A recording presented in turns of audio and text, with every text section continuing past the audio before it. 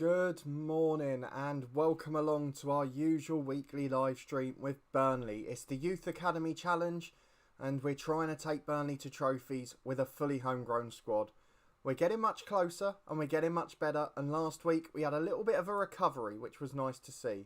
So firstly, thank you to everyone who's along this morning already. It's good to see so many of you waiting. Does fill me with confidence, if nothing else. So if you are new along, please chuck a thumbs up on it. If you're one of the regulars, come and get involved in the chat and come and join in. It's brilliant stuff. Nice to see a good message from Charlie this morning. Sorry you can't watch it, but all the best. I'm glad you're doing all right now. Thank you to everyone that's here. Let's crack on. We've got a lot to get through with Burnley Football Club. There's some interesting moments coming up today, because we're coming up to this busy winter period. We're coming up to a time where it's going to be quite difficult for us to be consistent, for us to use our first team every week, and for us to be able to be confident knowing that we're doing the best we can for Burnley. But that's what we've got to try and do. So if we go and have a look, we obviously took the unprecedented step last time of playing one game off camera. That game was the Europa Conference one against Hapoel Beersheva, was it? It was. And we won that 4-0, as you can see. So let me take you quickly to that game, just so you can see the outcome. It was Matas, Garner, Lowry and Richards who got the goals for us. The backup team doing the job nicely. But otherwise, we were in decent form in the league. We beat Newcastle. We drew against Rio Ave in Europe. We beat Hapoel Beersheva in the first fixture. We beat Brentford. We got a draw against City.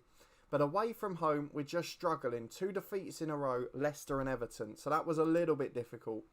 But otherwise, we're fairly confident. We're doing as we were.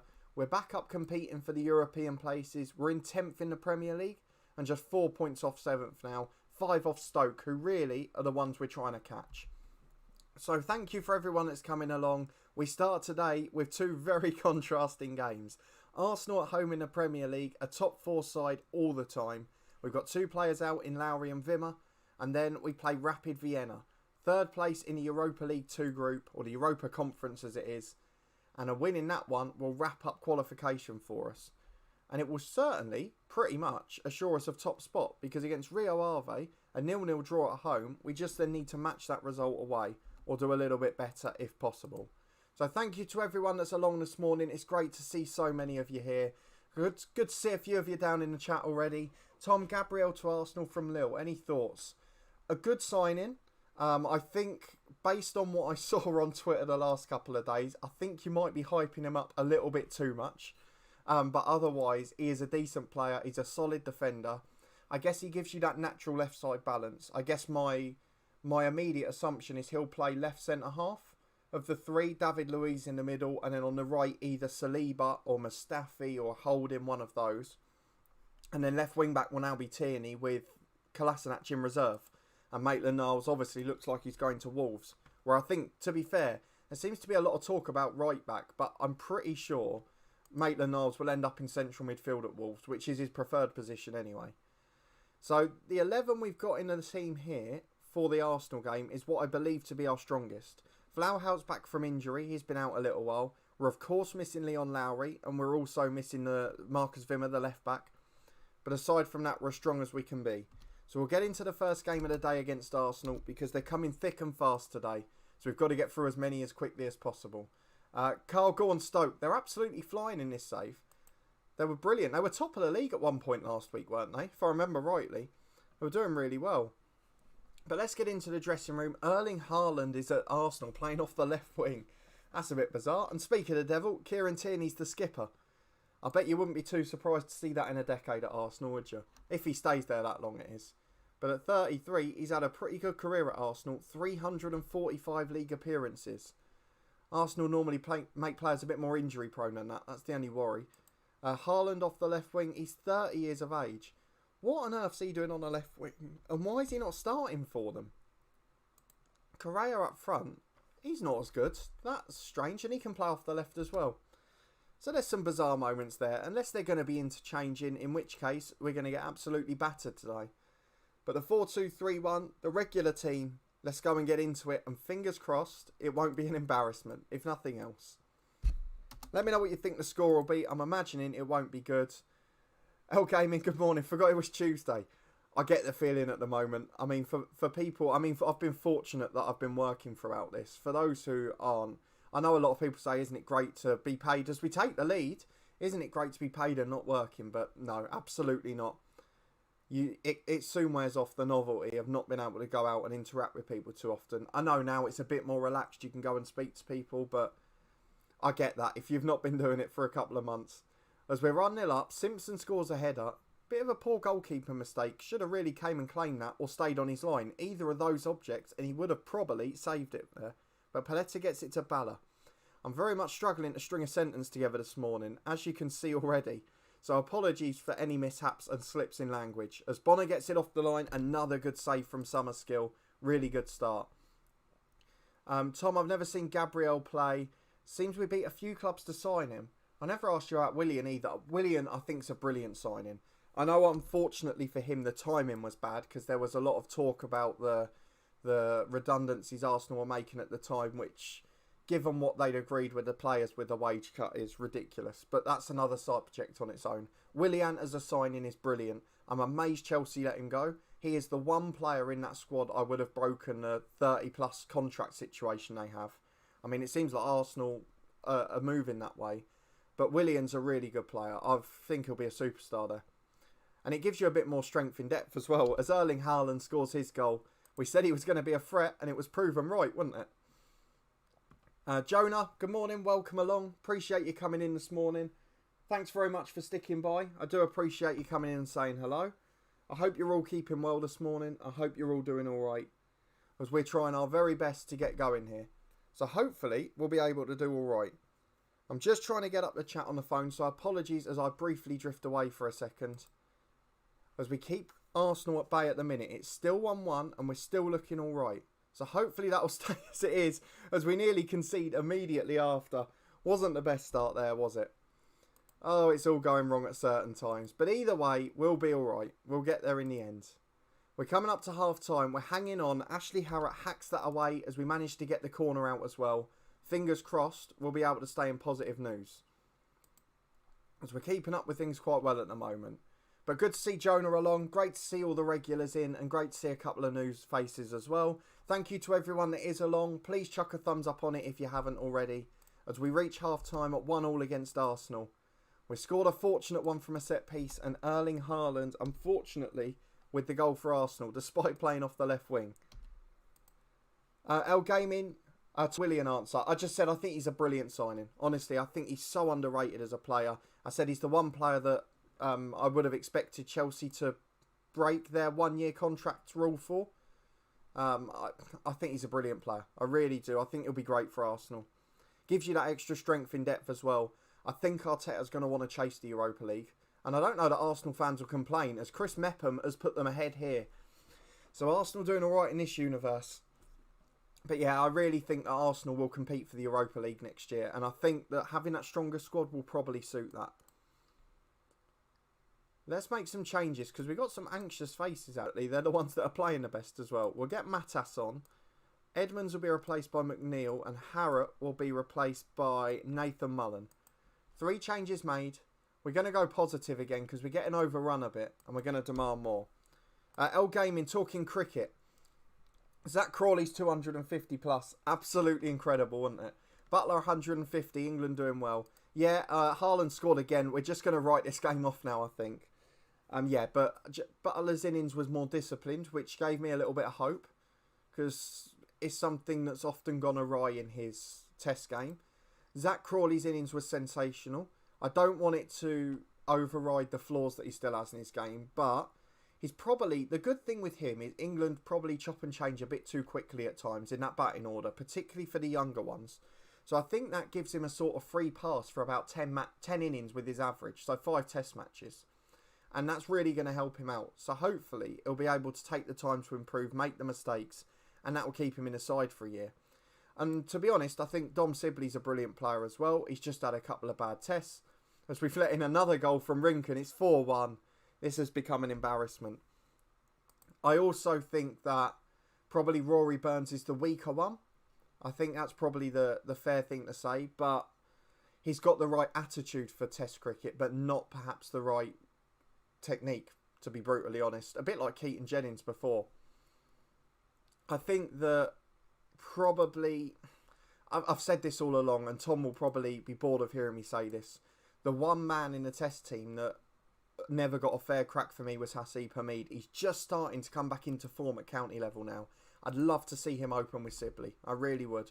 I know it takes away the left-right combination, and it does restrict that in the order, but I just think he's a really cracking player, really disciplined test opener.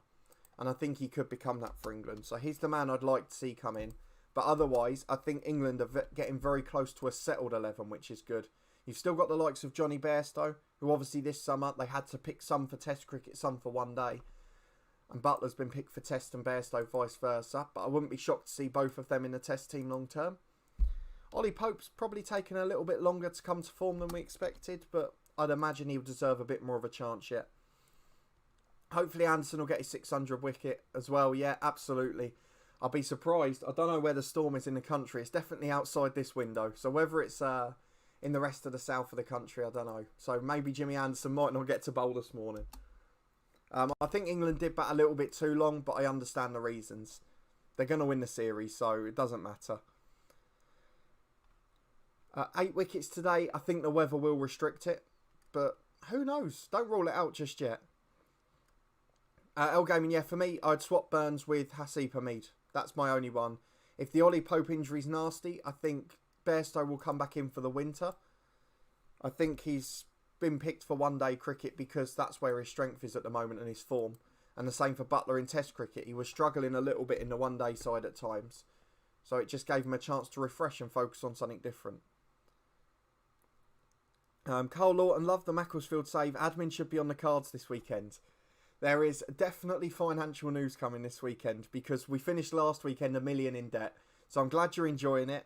And I'm pretty sure, I mean, we're in the midst of takeover talks as well. So I'll be interested to see how that goes.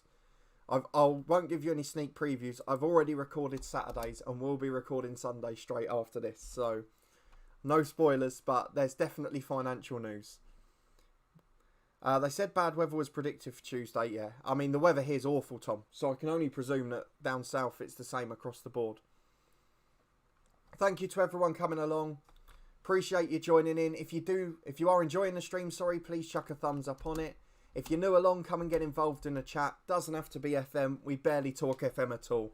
I think it would be fair to say it's more for the background at the moment. We are football, cricket, food, music, everything else. Tom, I think we declared too late. In the grand scheme of the match, of course we declared too late. But given the situation that the batsmen were in, and the longer term good and objective for the team, I think it's a fair enough reason, if I'm being honest. We have got fever for a Europa Conference game. You won't see this in England too often. We got a sellout for Rapid Vienna. Interesting. That I wasn't expecting. So let's skip through here. I presume we've not got any players in the Young One of the Year. Adria. Anyone following the head coach will remember that name. He has been a thorn in our side all year. We're going to have to pick him, aren't we? I presume he's still at Real Madrid in this one as well, is he? Adria is... Where is he? He's not there, is he? Surely he'd be nearer the top of the list. Here he is. He is at Real Madrid. On loan, no. For Borussia Mönchengladbach. Another side in the head coach in the alternate universe to this save we've managed. That is bizarre. El Game, yeah, agree with Tom. Of course it was too late. Craig, good morning. Thank you for coming along. Appreciate your support. Nice to have all the regulars in. Yeah, bad weather was always going to do it. Well, El Gaming, you mentioned Wrexham's new signing. I was going to ask you about this because I saw yesterday Reece Hall-Johnson, who is a very good signing. I just wanted to know if he was the only one in the last week, really. Because we're only about a week or two away from starting our predictions for next season. But Reece Hall-Johnson's a very good signing. I think you should be pleased with that one. Do we take Jimmy to Australia next winter? Yes, easy. It's a 5-test series. There's probably, between now and then, given the restrictions in the world and etc., there's not going to be more than a 3-test series. So no one's really going to be able to play all 5 tests. So it'll be a bigger touring squad than normal.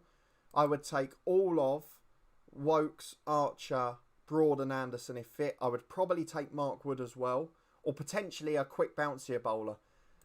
I don't know. There's a couple of suggestions in there. I don't think Overton's perhaps got that. Maybe one of the Currans. Don't know how we go. Tom Curran's a naturally quicker bowler, has done well in a Big Bash in Australian conditions. So maybe he's the answer. I'm not sure. We're playing in the Europa Conference today, so we have to get used to changing our squad around again. So let me go and pick the 11, and we'll be back for the chat in a moment. Ruthven will get 2 in a row. Surely, Frutoso, by the way, has signed an £8,000 a week deal, so he can now play in the league. At right back, we're going to go Garner. Centre half, Frutoso and Fabio. And Matas will be in the middle. He's going to be the playmaker of the two? Maybe. No, we'll have Richards in there. Richards, Matas and Mullen. This is the problem. Every week I forget what my best 11 is for the Europa League, the second team. The left-hand side will be Dwight McNeil. The right-hand side, I've basically given up on Vinicius. He's really just starting to improve now, but he's been so slow developing. Up front, I've got a bit of a dilemma between Andy May and Tim Preaker. Tim Preaker was homegrown at the club. No idea why I did that voice with it. He is homegrown at the club. We bought him back this summer.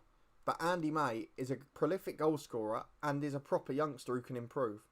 Davis on the right, he's done really well recently. And the bench, let's get all the backups on. So Flauhaut can be there because he's back from injury. Needs the fitness if it's required. Marsh. Got a few injuries this time, which is making it a bit more difficult. Marcus Vinicius, Preaker. Harrott can go on there. Wood can go on there. And who do I pick as number 7? That's the big question. Have I missed anyone? I feel like we had a much bigger squad last time. Let's just put Whitehouse on there. In we go to the game. It's Burnley v Rapid Vienna, and a win seals qualification from the group stages. Craig, have you picked a live game to watch? Not just yet. I'm taking a look because like Tring have cancelled their game tonight. I think I want to go to Hitchin or Hemel for the first game, but Hitchin's going to start earlier, obviously. And then once you guys are back on the grass at Crawley, I'll come and do a match day vlog there for the podcast. But I think Hitchin's the one I want to get to be honest. Probably the most convenient travel-wise as well, and safest in that grand scheme of things. So the lads are motivated. Into the first half we go. And hopefully, this should be a fairly routine day at the office. Although Rapid Vienna seem to have a good following. More cricket talk. Tom for the Ashes yet. Defo take Jimmy. Couldn't agree. Sam Curran. Yeah, I'd probably take both to be honest. Because Sam Curran, I would imagine by then, all going well in his career, will be our only realistic alternative to Ben Stokes. And I know that's a lot of pressure, but he's the only one who's got anywhere near that capability on both sides of the fence. We are 1-0 up already. Johnny Davis again. I mean, he's absolutely brilliant, that kid. In Europe, we bought him back to be a squad player just because he was homegrown at the club. He's become a bit of a superstar in Europe for us. As Ruffin finds Richards, picks it up 30 yards out. A second would be very welcome here. Into Davis again. Oh, he looks a constant threat in this competition. Crawley could open and drop Burns for Stokes when he comes back. No, I wouldn't have Crawley opening. I don't think he's got the discipline for it, to be honest. I would definitely, for me, it's Hamid or it's Burns, one of the two. Crawley, I guess the positive of Crawley is 3 is Root gets to go back to 4, which is his preferred position. For Root, I'd actually give himself a rest for a game because he doesn't quite look at it.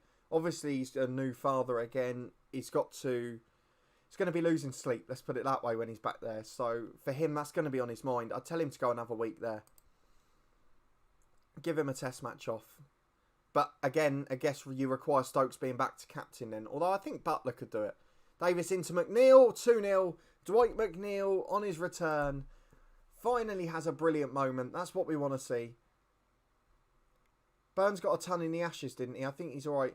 He got a ton, but I don't know if you remember that innings. He had so many let-offs, it was ridiculous.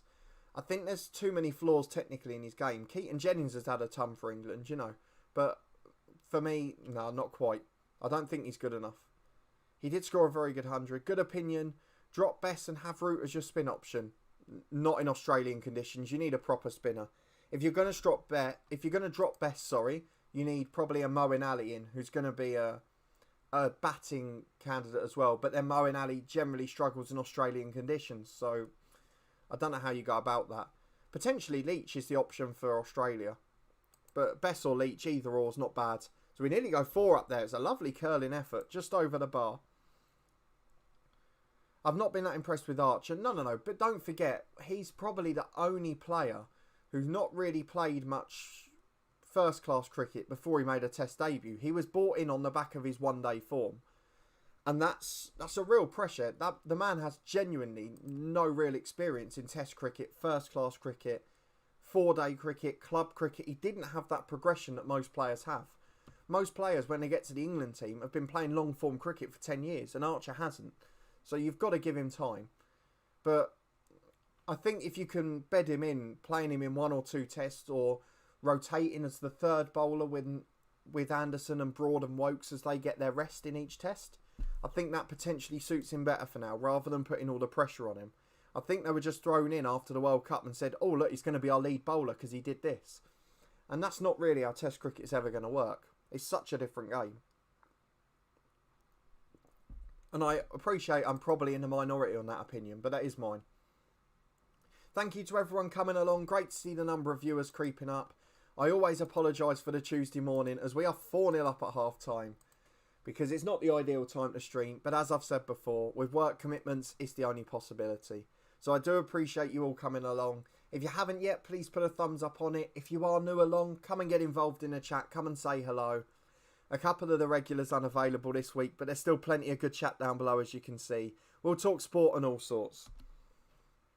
And we will have to talk food later on as well, because there's big news. But it's great to see so many of you in. It's absolutely incredible on a Tuesday morning, so thank you so much. We have conceded on this occasion, an hour on the clock. Maybe a little bit of complacency creeping in. So we will probably try and go back in a minute and make some substitutions. Because I'm not quite sure that long term we're going to be able to cope here, as we nearly let in a second. It hits the post off Wagner. We cannot afford to do this against average teams, because against good ones it becomes even worse. A quarter of the game to go. Ross Marsh will come on for Matas. Andy May I will replace with Tim Preaker, just to give him some football. And then at the back, I'm going to give Flau out for Garner 25 minutes and Fabio out to right back. Frutoso will switch to the right, because Flau normally plays on the left in the league. And hopefully that will just shore things up a little bit, bringing on experience in defence. Thank you for the extra thumbs up. Do appreciate 2 of you getting involved there. If you are new along, please do chuck one on it, as I catch up with the chat, which is going mad now. Thank you so much for your support with it. If Archer plays, how did he... Yeah, he did alright in the Ashes. I think the one thing that I would say about him in the Ashes, as Johnny Davis has scored again, his bowling was very good, which is obviously his primary objective in there. But because he was so focused on getting the bowling right, I think his batting did suffer a bit. So if you've seen him in like the Big Bash or the IPL, he has thrown in little innings with the bat. But I don't think he's got any sign of that Test cricket discipline with the bat, which he's going to need to develop. Because don't forget, only a couple of years ago, we used to be saved regularly by Bairstow and Ali batting at 7 and 8. And we haven't really got that now. Once the top 6 fail, which they haven't done as often with this new lineup, we are in a big spot of bother. And Stuart Broad has had to come back and save the day a couple of times recently, which equally isn't a bad thing either. Shane Warren was saying Rashid is the best spinner. Does he want to play tests? And it's not just the does he want to play tests. I'll link this back to like an England Football World Cup thing. So you remember the 2010 World Cup where Fabio Capello, he went about 2 months before it and he got every experienced player out of retirement at centre-half. He got, I can't remember who it was either Terry or Ferdinand. He got Ledley King out, I think Carragher might have come out, with a couple of other players. And at that point, he brought them all into the squad. All the people that had won every game and done really well and disciplined in qualifying was then bumped out. And then about 4 of the 5 centre-halves in the squad got injured. And he ended up calling up players who had done well in qualifying, who hadn't been involved in the squad, then called up for the World Cup. So Dawson, I think Matty Upson was one of them. There were a couple of others too. As Rio Ave won 8-1. And at that point, you just sort of thought, what are those players thinking? What are the ones in the squad thinking who haven't been in the squad for a long time? And for the likes of Leach and Bess and Moeen Ali even, what do you think if then Adil Rashid comes in? And I always think that for the sort of players that are coming in, if they're called up when they haven't been involved. I think it happened with Kevin Peterson about a decade ago as well, when he came back for the second time. And it just, I think it sets the wrong precedent for a team game. That's only my opinion. So I think it'd have to be consulted with the whole squad first. If you drop Best, who is next spinner in line? In my opinion, I think it's Leach. I'm not sure if Ali wants to play test matches yet. So I think he declared himself earlier in the summer, after his break from cricket, that he was available for all forms again. So I'm kind of hoping that he'll come back in. I still think he is the best spinner and one of our best all-rounders. And he's probably, in domestic conditions, the best. But if they're preparing for the Ashes, I can understand why he wouldn't play. But I think Moeen Ali, it's fair to say, is one of the England favourites. Probably does, and to be fair, he probably does a lot for the commercial side of the game as well. Does a lot of work with kids, does a lot of the community work for England cricket. He's so underrated in that regard as well. And he's always one of the most popular if you go to a test match. Yeah, there has been talk about the Rashid thing, but I'm not sure if it will. For the record, I'd always love Archer after the World Cup and his bounces against Smith, but he's not taken loads of wickets this summer. No, and every cricketer's going to have a bad patch. And again, as I mentioned from Archer, from playing no top-level cricket where there was that big wait to be declared and able to play for England, he's then essentially played, bar the couple of months of the pandemic, 14, 15 months of top-level cricket non-stop, having never played at the elite level before, bar one IPL and one Big Bash. That's a huge ask for a kid. He's only a young man still. He's in his 20s, you know. He's not experienced in cricketing terms. So you've got to give him a little bit of leeway. He's going to be such a big bowler and probably batsman for England for the next decade. You've got to look after them. And the same for all of those batsmen at the top. Make sure you give them a little rest. When they have a little bad run, just give them one test off. Go and say, even Joe Root now, just say, go home, have a test off, no matter what the consequences are. Silkman, welcome along. Dwayne, great to see a new face. Thanks for popping in. If you are new along, chuck a thumbs up on it. Come and get involved in the chat. It's great to see new faces and all the regulars in. We certainly enjoy it on a Tuesday morning. We talk football, cricket. We are playing FM in the background, and I will refer to it at some point, I assure you. Let me just catch up with the chat again. Is Bess our best spin bowler, in my opinion?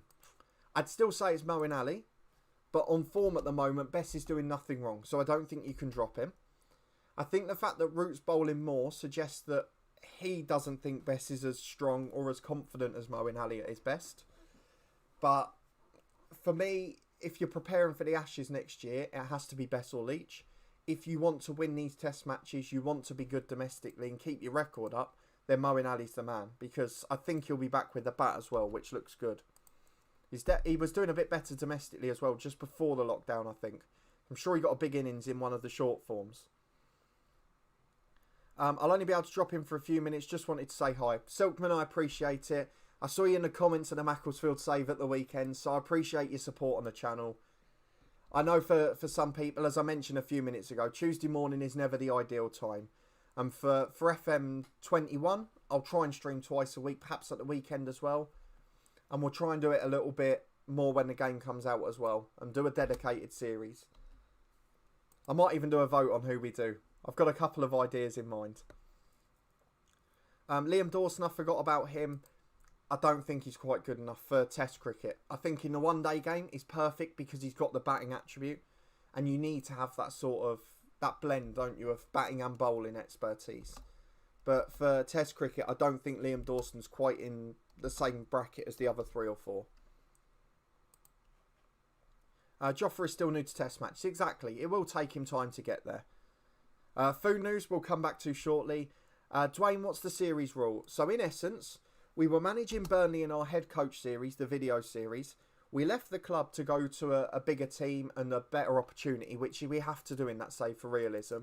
But we noticed at this Burnley club, we got sort of 7 or 8 brilliant youngsters come through in 3 years that we were really attached to, who were all homegrown at the club, all trained at the club. And I'd never done a homegrown series before, so I said, let's have a go at it. So the idea is very simple. We carry on with those players, most of whom are in the squad now. We only sign players who are 18 and under, so they will become homegrown at the club. Normally, I wouldn't even do that rule, but because we've only got 3 or 4 seasons to really make it happen, we had to work a little bit more quickly.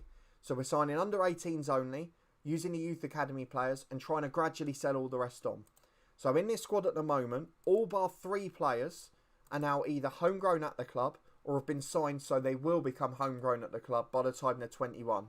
And the simple goal is to win a competition with them, whether it's a Carabao Cup, which won't happen this year because we got embarrassed 2 weeks ago in that, Whether it's a Europa Conference, which looks like it's on the cards, we're doing well in that one.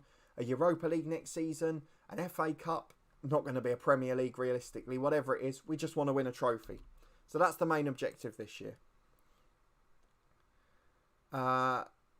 Did Anderson get 600 yesterday? I saw he was on 599, but I don't know if he got another. Yep, so he's still stuck on 599. Weather took away most of the game. Weather took away most of the day, sorry. Otherwise, he probably would have got there. But otherwise, I don't think we can complain. I mean, it was only, 2 tests ago where people were saying he's past it, he's retiring, he's not really going to be part of England's plans, and then he comes back with 5. And they had the same with Broad a couple of years ago. You cannot write either of those two off. They're too good. Garner's going to start at right back because Bonner's out. Bartle coming in the middle. Where is Vinicius Xavier? There he is. Keep missing the regulars. It's the one pain of the Europa League or Europa Conference is having to change your squad every 2 games. On the right-hand side, it's going to be Vaughan. In the number 10, it's going to be Harrop, but he's working on borrowed time at the minute because he's not playing well. Maybe we could bring Richards in. He's done quite well. We'll think about that. Sunday Balogun up front. Lowry's back from injury on the bench. The rest of it will be the regulars. Fabio, Matas, Richards, Mullen, McNeil. And I think Davis gets the spare slot because he's been so good in Europe. He deserves 1 or 2 appearances. As we go in to face Leeds, who are a Premier League side in this universe as well. For the Indian series, I'd put 2 spinners in. Oh, God, yeah, you've got to. When you go to the likes of India or Sri Lanka, you have to. Root only bowled himself yesterday due to the light. I agree he's had a couple of situations where he's had to, but even generally across the summer, he's bowled more overs than he would have normally. Particularly if Moeen Ali was in the side. The only time Root normally bowls quite regularly is against Australia, because he's got a knack of getting wickets against them. Hopefully he gets it today. Yeah, if they get at least half a day's play, he will get the wicket at some point. How many wickets would Jimmy Putt finish on and will Broad surpass it? So, no, Broad won't surpass it, in my opinion. Jimmy Anderson, I'm going to say, will retire at the end of next winter's Ashes. In fact, no. I think after next winter's Ashes, he might come back for 1 summer test. Perhaps at the Jimmy Anderson end, he'll bowl his last ball for what's the words? God, I've lost the words. That's not the right way to go, is it? But he'll bowl it to get the final homecoming. I think that's the right one. Otherwise, I think he'll finish perhaps on maybe... I'm going to go higher than you guys. I think maybe about 660. I think he'll take 60 more wickets yet. And then Broad, I'm going to go to reach... Just maybe he'll retire when he gets to 600. That'll be towards the end. The way Broad bowls, he's a little bit firmer on his body. So I'd imagine he'll probably finish a year or 2 earlier than Jimmy would. And that's the only reason. Because Jimmy's line's more about finesse and are more about... Not so much reliant on speed and bounce. He's not digging in quite so much. I think Jimmy will get to 650 and Broad will probably pass it. Yeah, so I don't think Broad will pass it, sorry. But I think Jimmy will go past 650, definitely.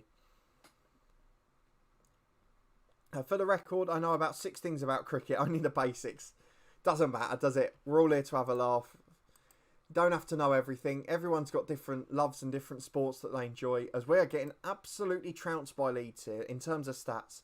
They've got a dangerous free kick that's gone wide, so we're going to demand more and drop to balanced in the hope that gives us a little more solidity at the back. I wonder if it's because Garner's in at right back, because they're playing inside forwards, which is really difficult to deal with. So actually, we'll drop the fullbacks to defend, and we'll just try and be a bit more solidified at the back. Dwayne, appreciate it. I'm glad you're along. Tom, he's going to try and catch up with the next person in front of him. That's the only thing that potentially keeps Broad going, is his desire to then catch Anderson afterwards. And my worry with Broad is that going to hinder him in the sense that he'll try and bowl too much. He'll try and be in the team too frequently. That worries me a little. As Sunday Balogun has scored, we do not deserve that goal at all. But Sunday Balogun's the hero now. Didn't Root bowl loads last year? Yeah, but against Australia, he was always going to bowl more. He always bowls against the Aussies. He loves it. I think Kumble is only 20 ahead of him. Yeah, there is one on about 623, was it? Don't remember the exact number, but yeah, he'll pass that one. Sentimental, yeah, perhaps. I think Sentimental is the reason that Anderson and Broad play more tests than they do, but I hope they get protected for injury's sake as well. And with the likes of Wokes and Archer and Stokes and Mark Wood available, even Overton, who's good enough to play the odd test match, there are plenty of ways that we can rest them and make sure that in a series they're always getting one test off, essentially. So I'm going to hopefully learn something off this discussion. You're probably not going to learn a lot off of me because I am not the most... don't talk in the most technical terms for cricket. I've mentioned before, me and Tom normally go to a day of test cricket every summer. We went to a couple of the neutral World Cup games. We were at that famous England-Afghanistan one. Basically, all the cheap ones. But for us, that's probably our second love in terms of sport. I think Tom would probably agree with that. I have the cricket channel on and the weather looks alright. It hasn't been delayed yet. Unfortunately, that's the only bit I miss. I haven't got Sky Sports, so I can't see that. I never had it growing up. The Ashes, the thing that got me into cricket was the 2005 Ashes, which was on Channel 4. Because that was a brilliant test series. Balogun's in again, should score, does score. Brilliant time to get one as well. 45th minute on a stroke of half time. Fantastic news across the board, that. But one big bit of news on this front, and it happens today as well, as there has been a couple of slight lags at the start of the stream, is I think this is our penultimate stream on Virgin Media. So I think we're almost certain that we're going across to Sky now. So hopefully that will make the streams a bit more solid. But more importantly than that, it means that due to the bundle deals that are available, we'll be swapping BT Sport for Sky Sports and saving a lot of money per month as well, which is good. So I will have access to the cricket again. I'll be able to watch the Football League, which with Luton in the Championship is good this season. But I will lose out on the National League on BT, which I'm a massive fan of. I've mentioned before. And obviously with Macclesfield going down, I was hoping to watch some. So fingers crossed. There is Crawley Green Sports Club and a pub locally, so I will be able to go and watch the odd one. As Balogun nearly scores again. He's on fire today, that man. But yeah, that's a bit of news to come on the streaming front.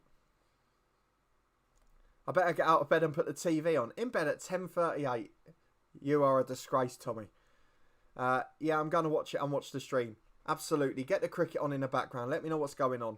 A few years ago, I thought it was Jimmy and his son. There's loads of stuff on Sky Sports Cricket for you to watch. That's the thing. I am a cricket fan, and it's probably the thing that would pull me over. But BT, the last 2 years, have had the IPL, which I think is gone back to Sky this year. But BT have the Big Bash as well, which I absolutely love. And the thing with the Big Bash is it's on in the mornings as well, which for me, I don't work on Monday morning. I work afternoon and evening. On Tuesday, I don't work, obviously, so that would be my ideal time. And Saturday and Sunday I've got. So having the morning cricket suits me better. I will have to think about what I'm going to do with the live streams when that starts, though. But we'll find a way.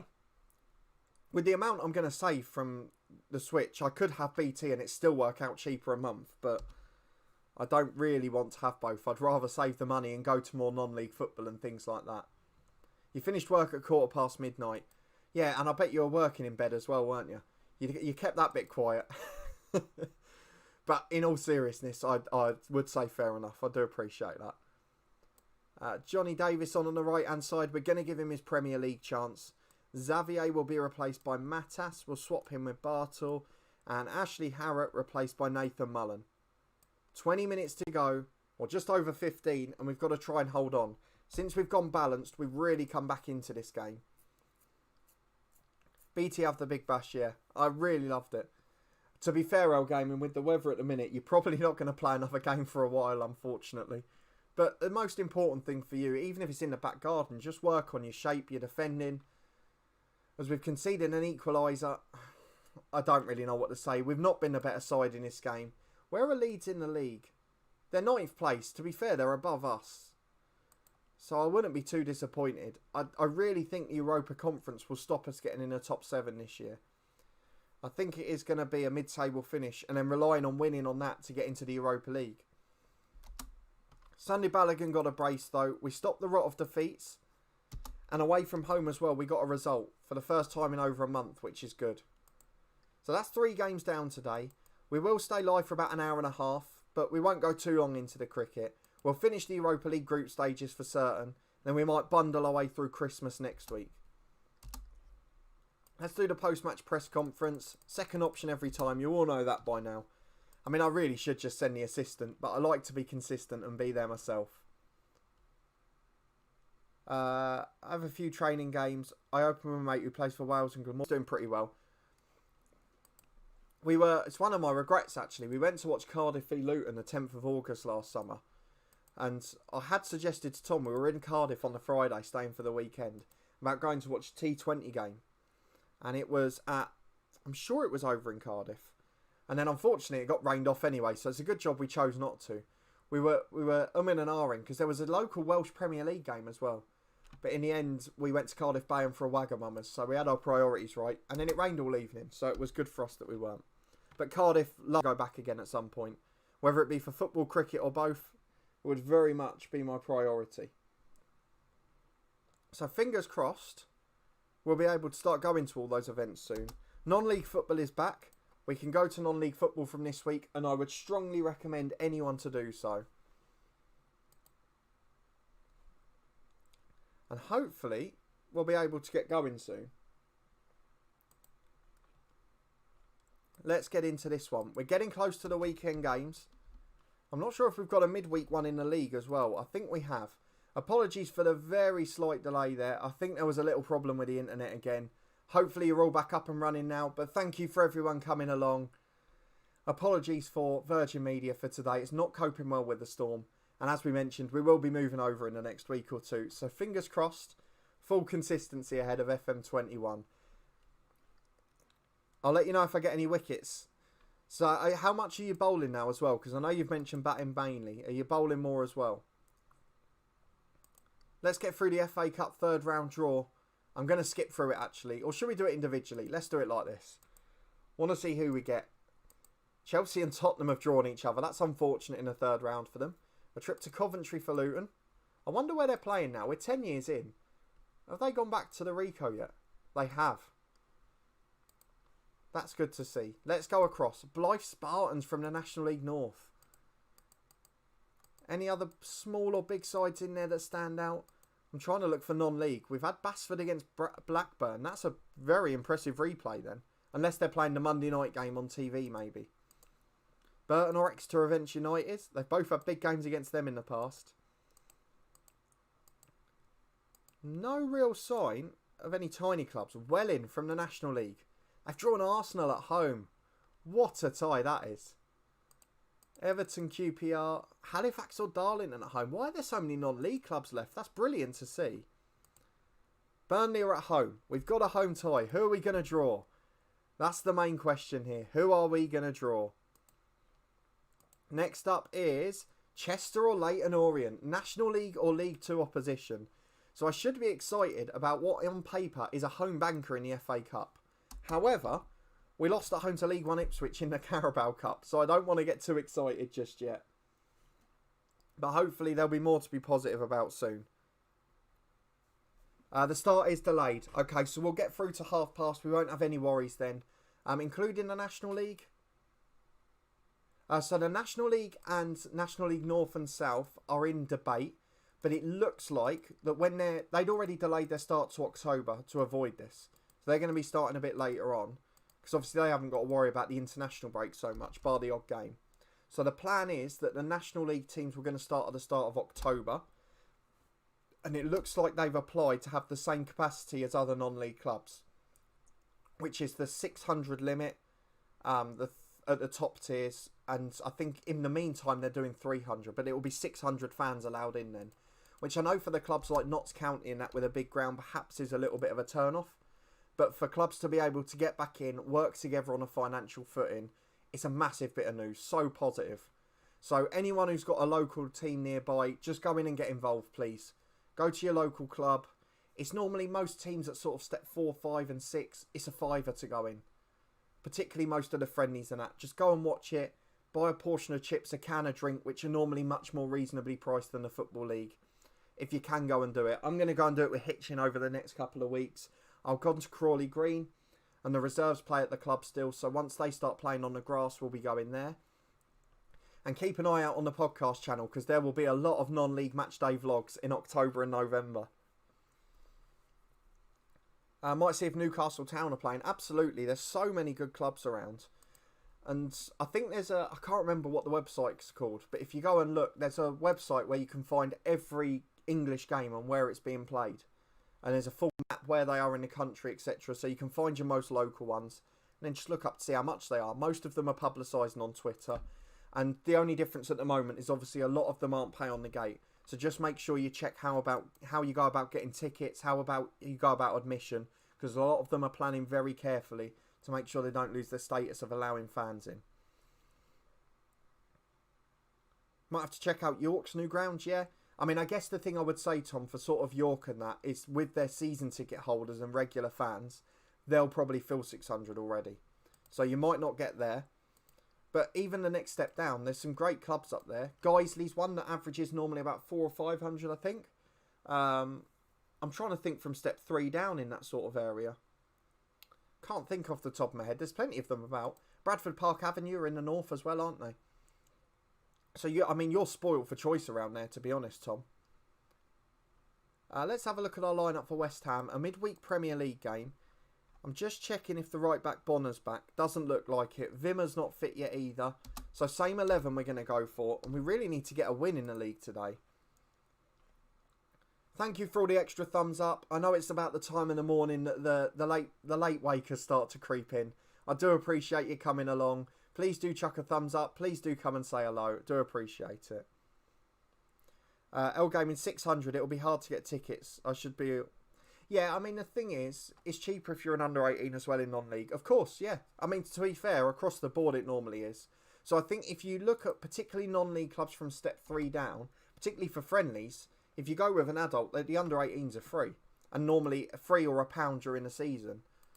And even at National League North and South level, where the adults are sort of between 10 and 15 quid, the kids are normally 7 or 8. So I couldn't encourage it more. It's brilliant. All of the money that you spend on the ticket, you will save on the fact that you don't have to pay £2.50 for a bottle of drink or £5 for a pie. It's a classic burger van. £1 for a can of drink, £3 for a burger, or £1.50 for chips. It's proper football. It's proper food. It's a proper place. I couldn't recommend non-league football highly enough. And I'll share some of my experiences on the podcast in the vlogs as well. Kidderminster is a good away day. Yeah, they're a club I quite like for some reason. They had a good team around the time Luton got relegated, or just before. And I played with them on FM. I remember them having a striker called Anthony Malbon, who was brilliant on Football Manager. I can't remember the era.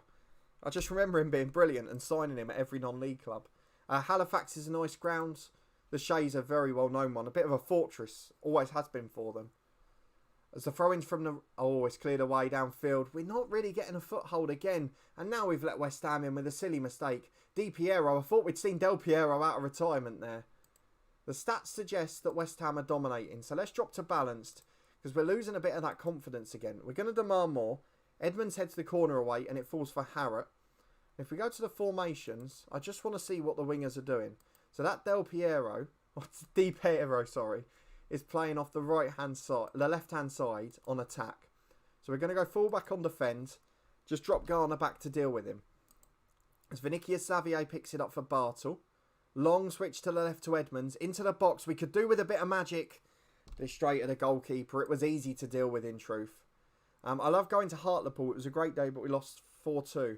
We never got to see Hartlepool. So me and Tom, was it Sunderland away, Tom? Where we saw the Hartlepool ground because the train went right past it. I'm sure it was that one. So I think that would probably be one that I'd like to go and see. And obviously another very good club. Get a lot of coverage, of course, because Jeff Stelling talks about them a lot on Soccer Saturdays. You lost 4-2 at Hartlepool. I mean, Luton didn't really overlap with Hartlepool. We were in non-league when they were in a football league and vice versa. When we were overlapping in the 2000s, I was too young and unfortunately too poor to take the 200-mile trip each way. And me and Tom were too young probably to go each other on our own. We're getting towards half-time. Jack Vaughan's picked up a knock, which we'll keep an eye on, as has Edmonds on the other side. Telford is a great little ground. Me and my dad always go there for the Wrexham match every pre-season. I was right about Sunderland, yeah. Telford, yeah, another... That's the thing. I mean, we're going to go on forever. Same as go and see Royston, Tom. Royston, the only problem with that is it's harder for me to get to than Hitchin. Basically, Hitchin is on the bus, and then you have to get the train to all the other places. But I don't know which line Royston's on. I think it might be on that Hitchin one. To be honest, in a horrible way, I'm glad Stevenage stayed up, although I didn't want Macclesfield to go down off the pitch issues. But if Stevenage had stayed down, that would have been brilliant to go to as a National League game. But for me now, it will be, as we nick the ball low up there, Tielemans gets away with it. For me now, it will be looking at the likes of Hitchin. When they start up again, Hemel Hempstead, St Albans. Although Hemel normally had more than a 600, so I don't know that I'll be able to go there. A lot of Sunderland fans got off at Hartlepool, I think. Yeah, I suppose there's probably a lot in the region, isn't there? But I just hope that this year, when people can't go to their games, particularly with the Championship and Premier League, because so many will get moved, because they'll all be on TV at different times, different days, I just hope that a lot of people just walk down the road and go to their non-league ground. Even me, like Crawley Green Reserves, it's step 7, it's in a field, you don't have to pay for admission, but at half time for 10 minutes, you can go into the club, get half a pint of Coke for 90p, a bag of crisps for 80p, and you don't realise how much that £1.70 is going to do for that club. As we've let in a goal to Sousa there. It's the luckiest deflection in the world. But you can't say it's not deserved on the run of play. West Ham have been by far the better side. And we're coming into a bit of a rut again. And we're going to get dragged into a relegation battle at this rate.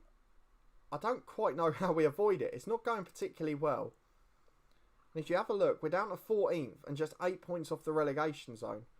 And we're lucky that other teams aren't doing too well. Wolves are losing at United, so there's no risk of that getting worse.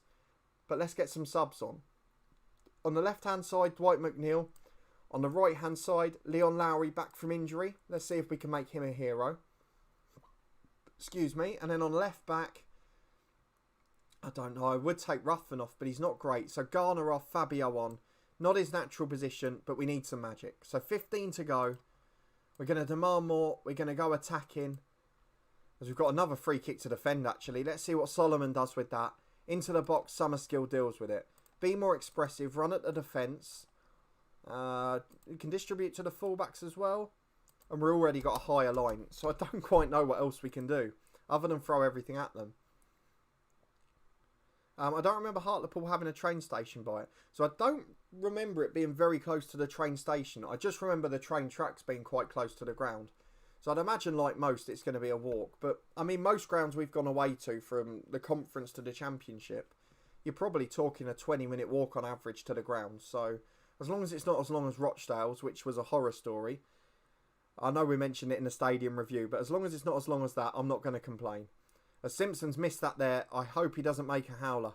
He doesn't. He finds Flauhout out to the left-hand side. I know there's a few more of you along now, so I'll just apologise as I did early on. For some reason, I can barely string a sentence together today. So I promise you, I do know how to use grammar and vocabulary, just not this morning. As Walker gets the ball on the right-hand side, it's still all West Ham. We cannot stop them at the minute. Sousa out to Di Piero. He's been brilliant, by the way, playing like his old Italian counterpart. And he's put it wide of the post. 5 to go. We're going to get beat again. It is all West Ham. Tielemans in. Jacques makes it 2. And we've got big problems here. We're in a relegation battle. And this series, who would have thought it last season, might end with a sacking. So I'd be interested to see that. It might be Middlesbrough. I've seen their ground from the hotel. They're not showing all Premier League games, so maybe it won't move that much. I guess the thing is, Tom, at the moment, they've said they're not showing all Premier League games. Is that confirmed, though? Because obviously, like last season, there was never a plan to show every Premier League game, and then eventually it happened. I can't see any situation, if the Premier League starts behind closed doors, or with minimal 15% capacity, whatever it was, that there will not be every game on TV. I can't see any way in which that happens for a global brand like the Premier League. So it does worry me, but it does then mean people will have, or more fans of more clubs will have that time free at 2, 3 o'clock on a Saturday lunchtime.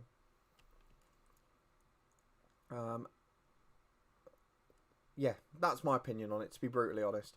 The food announcement, so there's 2, a minor one and a major one. The major one is in terms, we've talked a few times on the streams about the potential for the food channel. That is now in progress. I've sorted a logo. I've sorted a channel name, which hasn't been taken elsewhere. My favourite two are gone, unfortunately. And I've got my 3 different types of series I'm going to run on there sorted as well. So I will talk about those over the coming weeks once we've planned them and seen if they work. Things I've got to sort out for 1 or 2. So we found an 18-year-old here who looks good. Not the best finisher. Not my type of striker, I'm afraid. So I'm hoping to coincide that with the release of FM21. I just want to have a big, massive winter. But obviously a lot of the food ones will be pre-recorded to make sure that I'm not completely knocking myself out with work. Because this season, unfortunately, in a GP surgery, managing flu season is going to be the hardest thing I've ever done, I think, this winter. Because I would imagine there's going to be a few problems and short notice changes in that regard. But Tom, apparently it's confirmed. That is very strange to me, to be honest. I'm pretty surprised by that. I wouldn't have expected it, so I'm impressed if they do that, but I'm going to be honest and say I don't think we'll get to the season and that won't happen. I don't think the clubs will allow it. And I don't think the Premier League will want it. So I still think every game will end up on TV. That's just my opinion. The other food announcement is a small one, which is today's stream will be slightly shorter, partly because Virgin Media's internet is not really working very well. And secondly, and more importantly, because we've booked a table at a restaurant. The first time that I'm going since the lockdown started out for a meal. It's a very well organised one, and it's a lovely one, just a tiny drive away from here, so that's going to be lovely. And it's on the Eat Out to Help Out scheme, so it won't cost too much, which is always an important one as well. Let's have a look at who we want to make available. Although we've got Europa League 2 action on Thursday, so let's get everyone out, because they're all going to play midweek, I would have thought. Thank you to everyone that's coming along again. Do appreciate your support with it. It's lovely to see so many of you here. It's great to have so many likes on there. Apologies for the slight internet issues this morning. As we mentioned, hopefully only 2 more to go with this. And then we will be moving on to bigger and better things in terms of broadband connections. But I am so grateful to have you all here. If you're new, come and get involved in the chat. Come and join in the football chat. Come and join in the food and cricket chat. If you haven't already, please chuck a thumbs up on it. And if you're new, of course, subscribe to the channel. We're coming up to a fairly big milestone for me, which is 1,250. Which, given the fact that we're late in the Football Manager cycle, we have been gaining quite a good rate in the last couple of months. So I'm really delighted about that. Owen Edmonds is not fit because he struggled with injury in midweek. Jack Vaughan is not really fit either. He says he's match fit, but he's not. So Lowry will come in there. And at home, we need to find form quick. Edmonds off the bench for Vinicius. And Vimmer back on the bench after injury for Johnny Davis. So into the game we go. A couple of changes made to the squad. And we have to recover today. We really have to. We're coming up to the hour mark as well. So thank you all for sticking along this morning. And we are going to get to the tactics. Change Lowry to an inside forward on attack. And I'm tempted to do more, but I don't want to rock the boat. So let's get into it. The first half, here we go. We have to beat Sheffield United. They've got tired players, so we should be on top there. What's the cuisine today? I had Vietnamese for lunch yesterday. Under £7 for summer rolls and a baguette each. Lovely stuff. So we're not having a particular cuisine. We're going to the White Horse, Tom, in Tea Green. So just round the corner. So I think they've just got a set lunch menu. It's lunch menu with 4 or 5 different things on. And they are top notch on the dessert menu. So I will be taking advantage of that. Who do you think the best batsmen in the world are at the moment? Ben Stokes has to be up there. All-rounder, definitely. Steve Smith has to be up there. As much as I can agree or disagree with the punishment he had for the scandal a couple of years back, he is, in terms of batting, he is the best batsman in the world for me. Virat Kohli is up there. MS Dhoni retired from cricket in the last week, didn't he, as well? My absolute cricketing hero. So that was a shame to see. In terms of a short form cricket finisher, he is the one man you... Apologies for that. I think we're back on as normal now. We're having some absolute fun this morning with our dear friends at Virgin Media. But we are back on and we are going along all right with Burnley. We're still winning at the moment. I will go back and answer that question again, so bear with me a second. Marnus is up there. Yeah, he's a really good player, Marnus. I've got to be fair. Thank you to everyone that's come along as well. Great to see so many of you here this morning. Although it looked like Sheffield United had equalised for a minute there with their first chance of the match. But thankfully, we've gone back to normal. But yeah, I always say to people who run fan pages or football pages properly, I really do appreciate them because it's something that I never had the time to do before and they're so important. Kane Williamson, Tom, yeah, absolutely. Such a good player. But for me, the news of Dhoni retiring this week was absolutely devastating.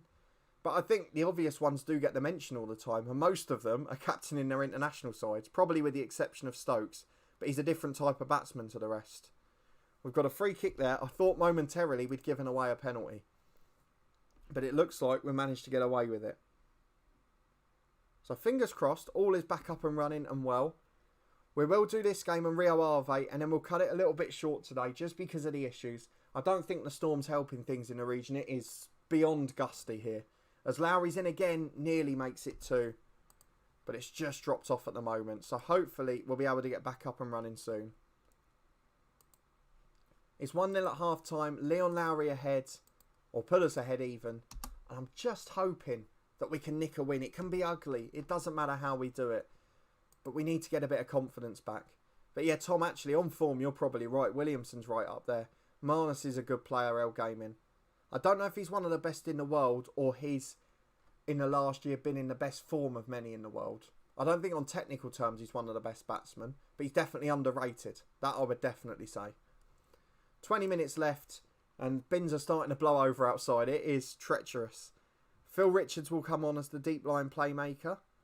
Matas will come on alongside him. And at right back, do we make the sub? No. Dwight McNeil replaced by Vimmer. Let's go a bit more defensive on the left. A midfielder in front of a defender, but both of them naturally left backs. As Balogun on the right hand side delivers the cross, Flauhaut heads in, and set pieces are the way forward for Burnley. Whenever we're in a hole, they do it. GB Football Match Days. Love the stream from a Tonbridge fan. Welcome along. Appreciate you coming and getting involved in the chat. Great to have a Tonbridge fan along as well. We've been talking non-league football a lot this morning. Getting and supporting the local club. It's always great to see. I hope you're going and supporting them. I hope you're able to get back into the ground for the start of the season. It looks like it's all going to happen now. And it's all going to be going well. As Richards is running in behind to Balogun. We might talk FM for a minute. As Sunday, Balogun has scored a screamer. And form has suddenly been refound again. On quick news in terms of football today as well. We have got another podcast interview coming out today. I did a podcast at the weekend, an interview with Godfrey Poku, who's a former Luton man. And you know, for me as a Luton fan, I absolutely love that. He's just gone to Havant and Waterlooville's, played for 7 or 8 non-league clubs. Honestly, I have to say this, is one of the most laid-back, funniest, down-to-earth blokes I've ever spoken to from the professional game. He's just been made skipper of his new club as well. He's a really good character. And if you want your faith restored in non-league football and the types of characters you have there, I wouldn't normally plug it, but I would encourage you to go and watch that interview because it will just put a smile on your face. I was really nervous about doing it. He's got this sort of reputation, and so do a lot of footballers, but it was just absolutely brilliant. It was a joy to talk to. He was up there for me with my favourite guests, which are Neil Wainwright, which I've talked about before, the LMA manager 2003 hero for me, and then the other one being Anthony Sarcevic, which just blew up and was absolutely incredible. And again, a really likeable bloke who just loved football. But yeah, Godfrey Poku has restored any faith I might have lost in the politics behind the non-league football saga in the last couple of months. What an absolute legend he was. And we've got another one tonight. It's with someone from the media side who used to be a hockey player. It's a very bizarre story. We're talking head injuries as well because it featured quite heavily in her career. But it's an interesting one if nothing else. 4 months till Christmas. What's on your list? Tom, you know me well enough by now, mate, to know that there is no Christmas list for me. And that's the thing I find hardest. I get called being hard to buy for and things like that. But I'm just genuinely, and I know it sounds cheesy and all that, I'm happy with what I've got. I don't need any more. Anything's a bonus, you know. Unfortunately, for the things that are needed on the channel, normally they're needed immediately. Like, I need FM on release day. That used to be on my Christmas list as a kid. If I'm going to do videos on a new game, like the snooker game and the cricket game last year, I need to buy them the day they came out to get effectiveness out of it. So it does make that side a bit harder. But otherwise, I don't really know, to be honest, mate. I don't know what I would have. Normally I ask for the Xbox Live, the yearly thing, so I can play FIFA against you online occasionally. But even now, we don't really do that much at the moment. But, yeah, I don't know. What about yourselves? What have you lot got on your Christmas list? Or birthday list if they're coming up before, as is Tom's case. L Gaming, was that cake nice for the channel anniversary? It looked lovely. It was absolutely unbelievable. It is the second time I'd had that cake. My other half made it for my birthday as well. So, special occasions, she always whips out the Oreo cake. And it is something else, honestly. We only got it because we've got a local bakery around here that's got about 30 or 40 stores. It runs across the 3 counties here. And they do an Oreo cake, which was brilliant and became one of her favourites. And they stopped doing it regularly, so she decided to make her own. And it is tops, I can tell you that much. And last week she switched as well. We got a different one instead. Last week we had... what was it we had last week? Raspberry and lemon, I think it was. And she's making it for a friend's birthday this week or whatever. But absolutely incredible. Tom, I'd like a mortgage and a puppy. Yeah, I mean, to be fair, mate, we'd all have dreams on the bigger scale. I mean, I would quite like to be able to get on the property ladder. I've been saving years to try and do so, but the house prices still aren't taking that hit. But I would have thought you would have gone cat over puppy, to be honest, mate. I really thought you would have. You've surprised me with that one. Thank you to everyone coming along. I'm aware that the storm is causing a little bit of havoc with the internet. Please do stick with it. The chat will keep up to date, so I'll be able to get involved. Even if I have to start typing to respond. We'll do a virtual live stream with nothing on the screen. But we've got one more game to get through. I want to finish the European group stages. And then, of course, we'll come back for the big winter in the Premier League next week. Where hopefully, everything's not been blown out the water by the weather in this area. But it is great to have so many of you in the chat. So many new faces along today as well. And the regulars getting involved too. It does make the streaming worthwhile. For me, it's something I was petrified of just, 3-4 months ago? I think my first live stream was the start of April when I did a head coach transfer window.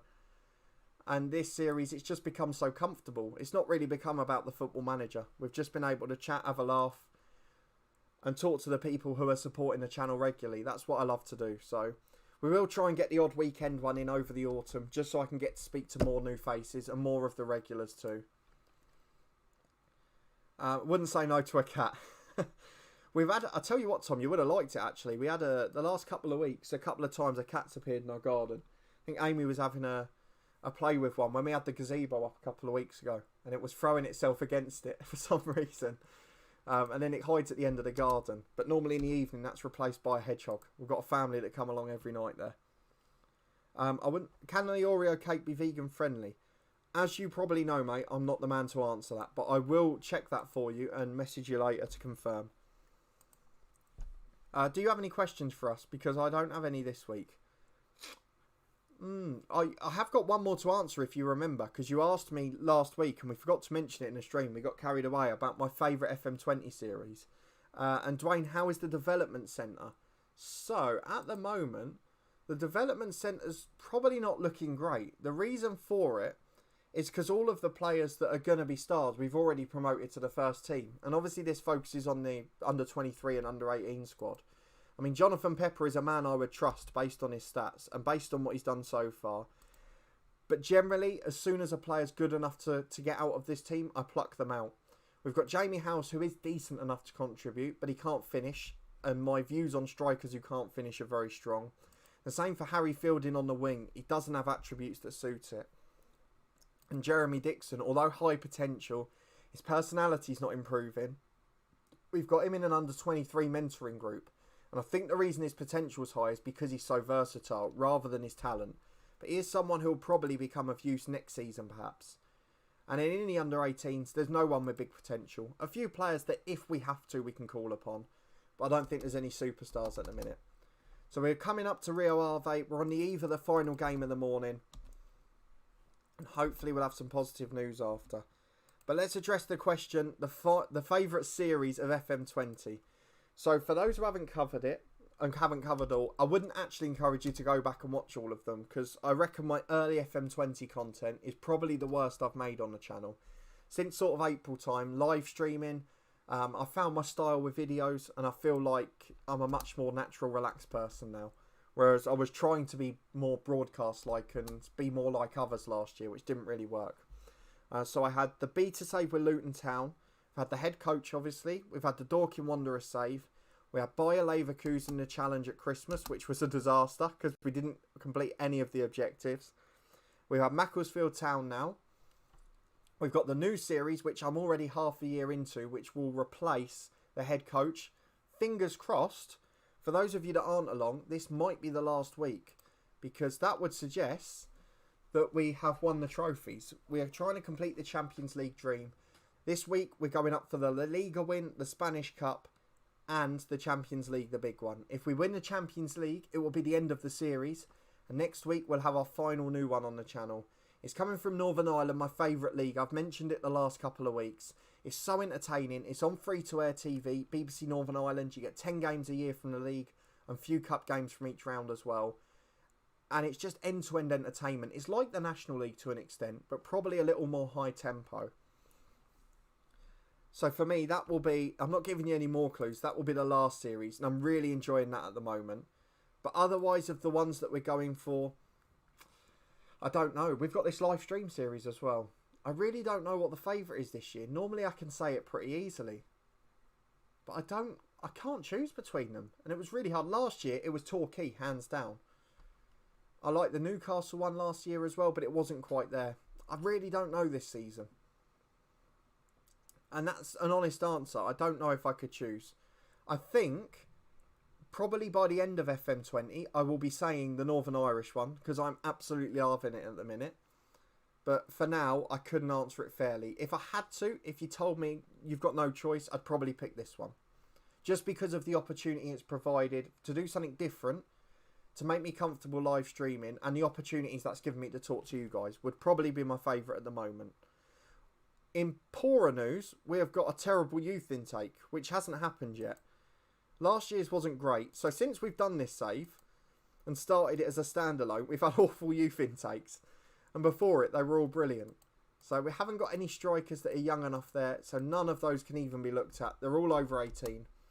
As we go into the final game of the night, already through. If we lose this, we will lose top spot, but that is not going to change my mind. So we are going to go into it with our backup side. Grondona in goal. Right back is still going to be Garner, but it looks like Bonner will be back for the weekend. Fabio alongside Frutoso, and at left back, Vimmer back from injury. In central midfield, it's Matas, it is Richards, it is Nathan Mullen. Off the left, Dwight McNeil. Off the right, Johnny Davis, the European superstar. And up front, it will be Leon Lowry, who is back and in form today. After a Premier League win, we're looking to finish in style. We are back in 11th place, and it's starting to look a bit more positive, so it could be a good way to finish. On the bench, though, we'll go for Flauhaut, Ross Marsh. In fact, Simpson can go on the bench instead. He's looking fitter than him. Bartle, Chahed, and who are the others? Vinicius and May. Oh, and Whitehouse as well. Not counting my subs up well there. Into the final game in the morning. Let's hope the internet holds up for the last 10. Aidan, are Carlisle going up this year? They are probably not. No need to ask it 3 times. I'm slow, but I will get to the question. I've seen you over on a couple of the stadium reviews as well, so thank you for coming along. I am very slow at the stream due to the amateur setup, but I will get to all the questions, don't worry. I think Carlisle will be in the playoff mix at the very least. No doubt about League 2 and all the others as well, because we will be having our predictions, and you can see how silly we look. As Davis is in on the right, another chance to be a hero in Europe, but this one is wayward, well wide of the post. Tom, yeah, we loved our trip to Carlisle. You'll be surprised to know, Tom, as well, a few of those stadium reviews, they're starting to pop up with mentions of your shirts. I know you gave up on it a few weeks ago, but they're starting to talk about those shirts that you had in the early days. All of the different classic football shirts. They've been getting some mentions in the comments. As Vimmer gets the ball to Richards. Inside to the centre half through Tozo. Out to the left to McNeil. to Richards again, to Wimmer. Lovely football there, but we're not really going anywhere with it. As Matas to Lowry, now we're in behind. It's Johnny Davis again, but it's a good save this time. I'll be there or thereabouts. I do hope in the next few years we can go back and watch another game up there. We're going to have to go to the northwest to watch Barrow at some point as well, so we might have to rope it into that. We're in the final game of the morning. Thank you to everyone that's come along for it. Hopefully we'll be able to crack on. And we'll be able to get a bit smoother here. We have had an absolute nightmare with Virgin Media this morning. I think the storm has completely knocked it out half the time. So it's a little bit jumpy compared to normal. It's not going to be the best in terms of viewing from replay. But the chat's active. The chat's plenty of fun. So hopefully that's a bit of solace in it. And it is only a couple of weeks before we move provider. I do reply to everyone. It's the one thing I am good at. I am a bit slow sometimes, but I will get there. Are they being kind about any shirts? Yeah, it's generally been positive feedback to say that there's some cracking shirts in there. I think if I remember rightly, it was the Fluminense one that attracted the most attention. And someone thought it was the old Carlisle shirt. That might have been Aidan, actually, who thought it was the old Carlisle shirt. A couple of people mentioned it. And I looked, it was a very similar kit, actually, so I can kind of see where it came from. L Gaming, tell Craig I think Wrexham will go up via the playoffs in 6th or 7th right now. If they sign more good players, I think it puts them 5th or 4th. As Rio Ave have taken the lead, we're in a little bit of trouble here. Top spot in the European group is going. We dominated until that stage as well. So let's drop to balance because we're on the road. We're having to do it because we're not competing much in these games. Davis has had a stinker this time. He's missing sitters. So hopefully that won't stay the case for long. Aidan, EFL want to ban fans from the first Cumbrian derby in 54 years. As a Luton fan, I can sympathise with. Ironically, we've managed to get Watford away on the 3rd day of the season, just before fans might be allowed back in some capacity. So, although I'd rather it's the away one than home one, it does seem ironic how many of the derbies have popped up in September in the fixtures calendar. So, yeah, sympathise with that one. I do really sympathise with it for fans, but look, safety first. Hopefully we'll be able to get across the line soon. It looks like, L Gaming, I think I've put you in for my playoffs provisionally as well, but only just. But what I would say about a team in 7th or 6th is it's then going to be very hard to win the playoffs because of the structure of the non-league ones, where you've got to go through 3 rounds.